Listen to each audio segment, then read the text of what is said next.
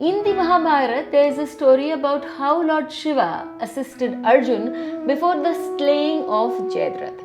Let's listen to the story of Jayadratha's death and Lord Shiva's blessings. But first of all, let me tell you that Arjun is also known as Falguni because he was born under Uttar Falguni Nakshatra. People born under the Uttar Falguni Nakshatra find helpers or guides in life who lead them in the right direction and become the reason for their success. And we all know who was the guide and the charioteer in Arjun's life. So let's begin today's story.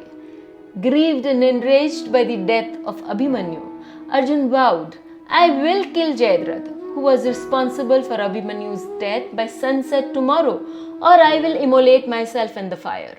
When this news reached the Kaurav side, the chief of the commanders, Dronacharya, reassured Jayadratha and Duryodhana, saying, Tomorrow I will form the Kamal view or the lotus formation, and Jayadratha will be safe within. Arjun will not be able to reach him. Meanwhile, Krishna assured Subhadra, Draupadi and Uttara that Partha or Arjun would definitely kill Jayadratha the next day. He wished Arjun good luck for the battle the next day and asked him to rest while he went to his own camp. There, he called his charioteer Daruk and instructed him, Tomorrow's battle will be fierce, and I must ensure that Arjun slays Jayadratha while keeping him safe. Keep my chariot equipped with my weapons, the Sudarshan Chakra, Kaumudi Kada, Nandak sword, and Saranga bow, and the inexhaustible quivers, and bring it to me immediately when you hear the sound of my Panchajanya conch. Just taking a moment to voice aloud a thought that occurs in mind many a time. When we cannot do anything and the situations are not in our hands, then it is best to leave it to God and go off to sleep. He takes care of it all, because then He becomes more worried about us than we ever will be. And you can see that in the upcoming part of the story. Understanding the gravity of the situation, Lord Krishna used his Yogmaya to enter Arjun's dreams and took him to the divine abode of Kailas to meet Lord Shiva.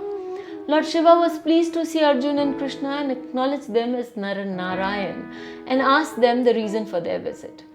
Arjun and Krishna praised him and requested the knowledge of the divine Pashupatastra once again.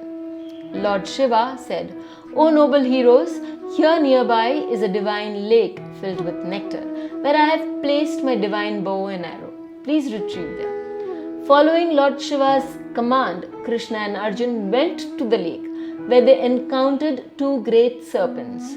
They then praised Lord Shiva with the Shatrudriya hymn, and as a result, the serpents transformed into bow and arrow. Krishna and Arjuna brought the bow and arrow back to Lord Shiva and offered them to him.